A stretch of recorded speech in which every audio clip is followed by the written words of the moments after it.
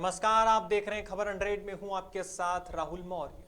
आइए रुख करते हैं इस वक्त की बड़ी खबरों पर, लेकिन उससे पहले एक नजर हेडलाइंस की ओर।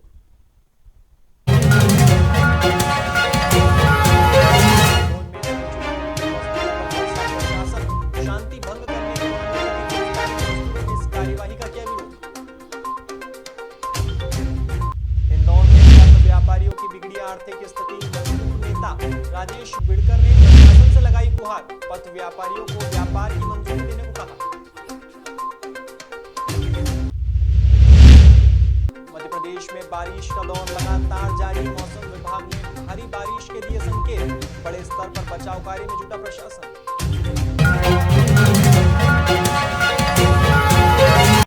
हाल ही में अलीराजपुर के आजाद नगर भाबरा में पुलिस की कार्यवाही देखने को मिली है।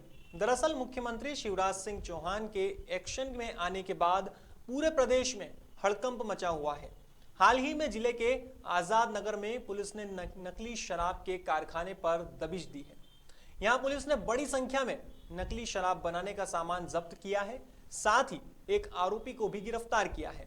फिलहाल पुलिस इस पूरे मामले में जांच पड़ताल कर रही है।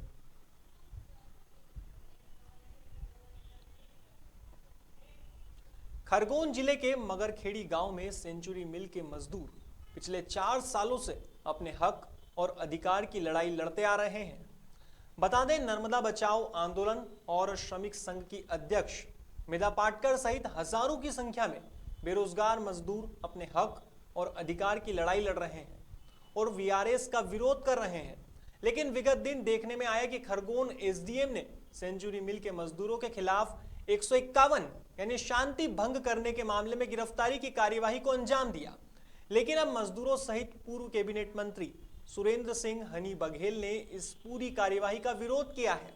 इसे लेकर पूर्व कैबिनेट मंत्री सुरेंद्र सिंह हनी बघेल का कहना है कि किसी भी व्यक्ति का अपने हक और अधिकार के लिए आवाज उठाना गलत नहीं है, लेकिन जिस प्रकार से सरकार पुलिस को आगे लगाकर जबरन गरीबों और मजदूरों को परेशान कर रही है, वह लोकतंत्र के खिलाफ है।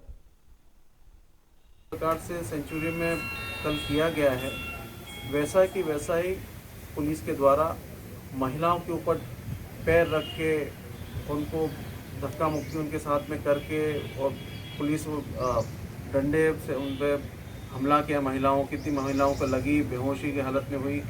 मेघा पाटेकर जी को ज़बरदस्ती उठा के ले गए इंदौर, उनको कैद कर दिया, फिर उनको जेल पहुंचा दिया। तो इस तरह से जब भी कोई व्यक्ति आम आदमी की बात उठाने का प्रयास करता है, जिसमें केंद्र सरकार घेरे में आती है, प्रदेश की सरकार, भारतीय जनता पार्टी की सरकार घेरे में आती है, तो ये पुलिस वालों को आगे करते हैं, प्रशासनिक अमले को आगे करते हैं, उन पे केस करते हैं।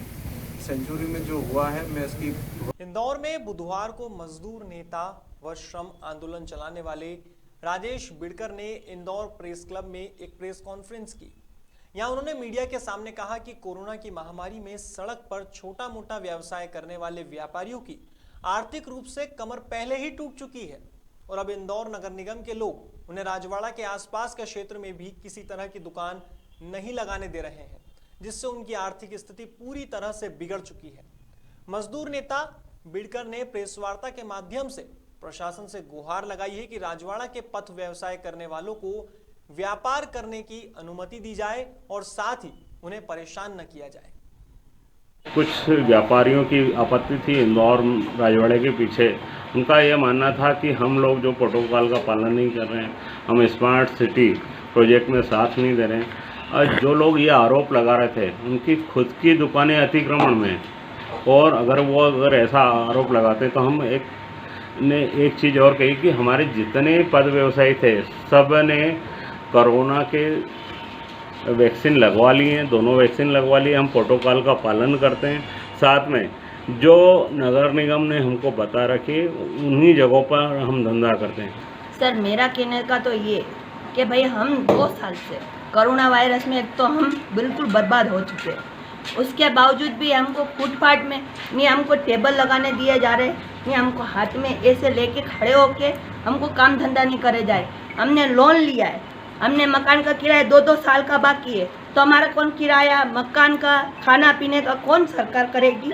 कि हमारे सब भाइयों ने हमारे को 200-200 रुपये दे के हमारा वो भरेगी? हम हमारे बच्चों को कैसे करेंगे? कैसे पढ़ाए, कैसे खाए, कैसे किराया भरे।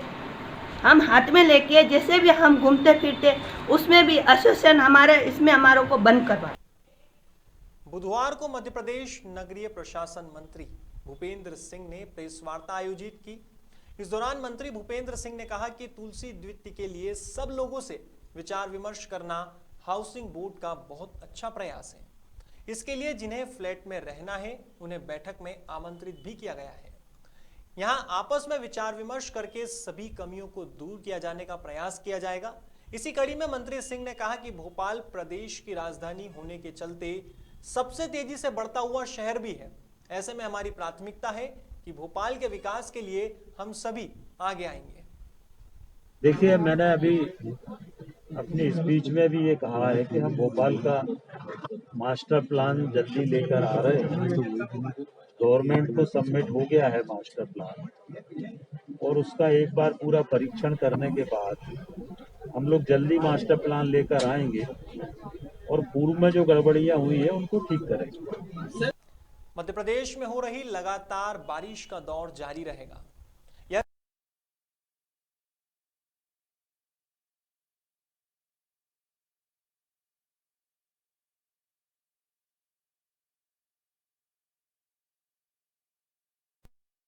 कम दबाव का क्षेत्र बना हुआ है जिसके चलते अत्यधिक बारिश होने की संभावना है।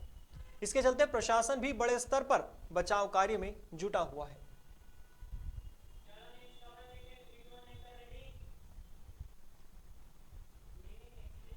पिछले दिनों जो वेलमार्क लो प्रेशर एरिया बना हुआ था नॉर्थ वेस्ट एमपी के ऊपर, वह अभी कम दबाव के क्षेत्र में कन्वर्ट हो गया है और वहीं पे स्थित है नॉर्थ वेस्ट मध्य प्रदेश के ऊपर। उसके कारण ग्वालियर, चंबल और उज्जैन संभागों के जिलों में कहीं कहीं भारी से बहुत भारी वर्षा की संभावना बनी हुई है और बाकी प्रदेश में लाइट टू मॉडरेट रेन होगा। और ऐसी स्थिति अगले 2 दिनों तक बनी रहेगी। उसके बाद रेनफॉल एक्टिविटी में थोड़ी कमी आएगी पूरे प्रदेश में। और टेम्परेचर की बात करें, टेम्परेचर तो वैसे ही बना रहेगा, भोपाल का 26 और 23 के आसपास ही बना रहेगा और हल्की वर्षा की संभावना बनी रहेगी। हाल ही में बदनावर की ग्राम पंचायत तिलगारा के मजरे नयापाड़ा में एक लावारिस व्यक्ति की मौत हो गई है। बताया जा रहा है कि लावारिस व्यक्ति के अंतिम संस्कार के लिए पंचायत ने इनकार कर दिया था, जिसके बाद ग्रामीणों ने इस जिम्मेदारी को निभाया। ग्रामीणों की माने तो बुजुर्ग भेरू की मौत की खबर ग्राम पंचायत को दी गई थी, लेकिन उन्होंने अपनी जिम्मेदारी से ही पल्ला झाड़ लिया। हालांकि बाद में ग्रामीणों ने अपनी जिम्मेदारी को समझते हुए बुजुर्ग व्यक्ति का अंतिम संस्कार कराया।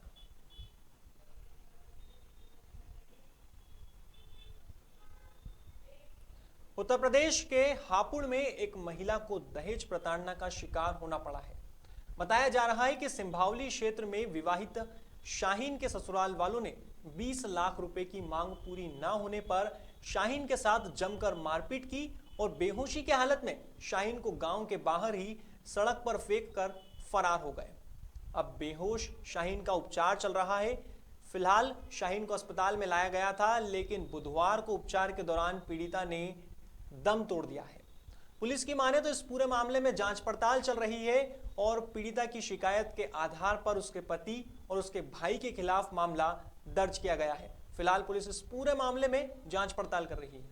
जा रही है जो ये हालत आपकी करी है, और आपको कहाँ फेंका गया, क्या घटना घटी आपके साथ, पूरी बताएं। नफीस ने। नफीस कौन है? देवर। आपका देवर है? अच्छा, उसने मारा। और किसने पीटा? वसीम। वसीम कौन है? हस्बैंड। आपका हस्बैंड है वसीम। क्या, क्यों मारा आपको, क्या वजह रही, क्या क्या बात हुई थी ऐसी घर में जो आपको मारा? दहेज मांगा। मतलब दहेज मांगते हैं आपसे? 20 लाख रुपए। आपसे कहते हैं 20 लाख रुपए? अपने बाप के सब 20 लाख रुपए लेकर। ये कहते हैं? कौन कौन कहता है? नफीस, वसीम, कदीम, नदीम, समीम। ये कौन है? नदीम, समीम, कदीम। जेठ। ये जेठ है आपके? पड़ी, क्योंकि ऐसे लड़की पड़ी है वहाँ पर और खूंट पर बाग की, और उसका सांस सही चल रहा है, मारपीट हुई है। उनको जितनी भी मिला सजा मिला। सजा मिलनी चाहिए। मैं आपको बता दूं स्थिति बहुत खराब है लड़की की, आप देख। फिलहाल खबरों में बस इतना ही। देश और दुनिया की तमाम खबरों के लिए देखते रहिए खबर 100, जनता की बुलंद आवाज।